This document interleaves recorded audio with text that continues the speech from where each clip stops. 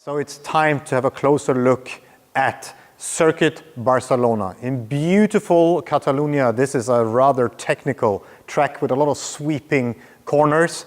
Let's have a look, shall we? Going down the start-finish straight, we can see we are perfectly in the shade of the big grandstand.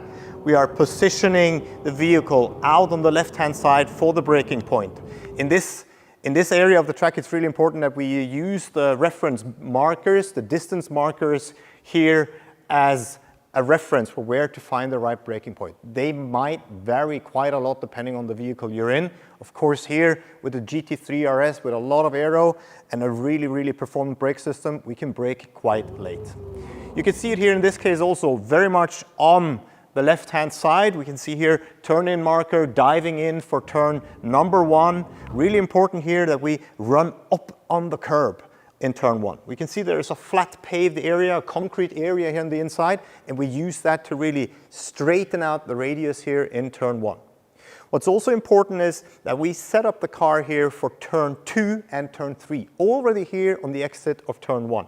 So sacrificing turn 1 a little bit, keeping it on the right-hand side, diving into turn 2, again here using the curb as much as we can, at all times, of course, managing also the track limits, making sure in this case that the right-hand wheels are still on the tarmac, of course.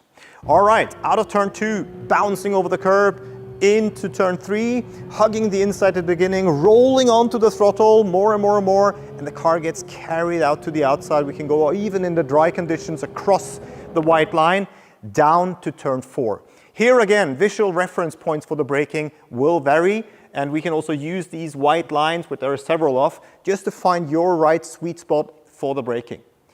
Going into turn number 4, we try to dive in a little bit early, hug the inside, and stick to the inside, and then gently open up towards the outside on the exit, in this case, down to turn 5.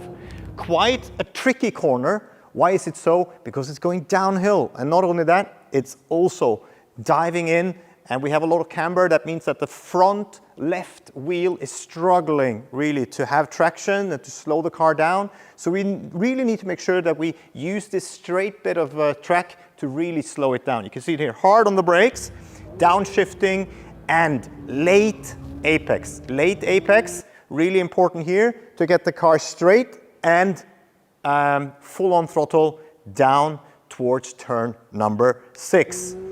Running onto the curb on the exit, you can do it, but you can also see here we have a rather, let's say, moderate white and red curb, then a more aggressive green-white curb, and a concrete surface. And after that, of course, the gravel trap. And here we really have to be careful. The gravel trap is quite a sharp edge from the concrete down into the gravel, and we don't want to run over that. That will damage tire and rim.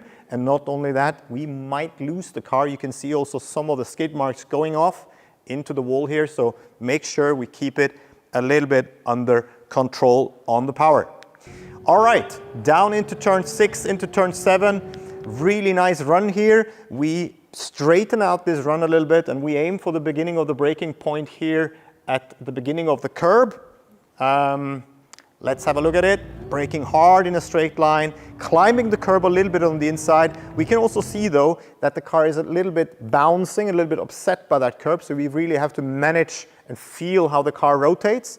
And also in the exit, also here you can see in this case, the driver is really utilizing every centimeter of track available, making sure that he keeps 2 wheels at least on the track, if not.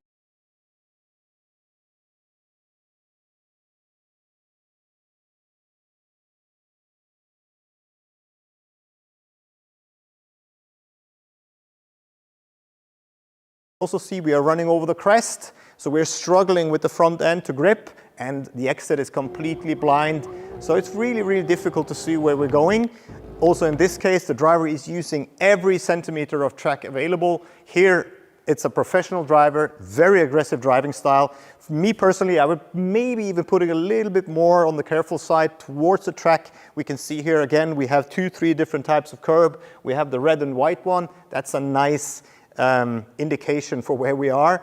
And then we have a very aggressive green and white one. And also here, we have to be very careful being hard on these curbs, hard on the throttle. Same thing we can see here, also skid marks off to the right. So be gentle if you run wide. And if you run wide, make sure also to open the steering and just utilize the space. Of course, also here, keep it off the gravel. Very important, very important. All right, down the back straight. New bridge here on the top, which is also a good indication for a rough braking point. I'm not saying exactly there, but you can take that as a visual reference point, and then a little bit earlier, a little bit later, depending on tires, track conditions, and your skills. And of course, the performance of the brake system in the car. Braking on the right-hand side, diving in, cutting the inside, getting carried a little bit towards the middle, coming back on the left-hand side. This is really important. It's uphill, and here we want to come from the left side, hugging onto our first apex point in turn 12. This corner is a V-style driving line, so we drive in, we hug the inside once, a little bit towards the outside, and then we're going to see we're probably going to be coming back for a second apex. First apex, turn the car around, second apex here, and then we are hard on the throttle down to turn 13. Also here, you can run onto the green stuff a little bit, flat concrete, but it's a thin line. And remember, we have wide tires on our performance cars, so make sure that we are really staying then not too far to the left. Again, a very sharp edge and gravel trap. So this is maximum what we can do here in this case. Well done. Then turn 13, very, very fast, right-hand corner. It's going downhill. This is where, of course, in a GT3 RS, we can really utilize that downforce which we have in that car. The speed and the trajectory we can go here is different a little bit for our, a little bit, let's say, less aerodynamic, performance-driven cars. So here you need to feel what the car can do and what you can do in terms of skills. Also here we see we cut quite a lot, and we are gonna make sure that we don't understeer too far out at the exit of the corner. In this case, we can see exactly that happening actually. So in this case, I would say it's questionable whether the driver is on the track. Make sure we keep it really with two wheels on the track. If not, it's a violation of track limits. All right, going into the last and final corner, turn 14. Very important. Why is it so? Because it leads on to the long start-finish straight. So we really need to have a good run, good flow. And that is already set here in this area, approaching turn 14. On the brakes a little bit, bring the speed down, in.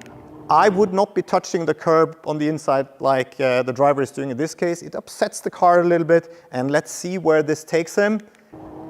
We can see the car is bouncing and he's running very wide here on the exit, so keep it a little bit on the paved surface. Still a good exit though, and a good lap time here in Barcelona. What a track, what a ride in a GT3 RS around this track. It's quite a blast. Enjoy.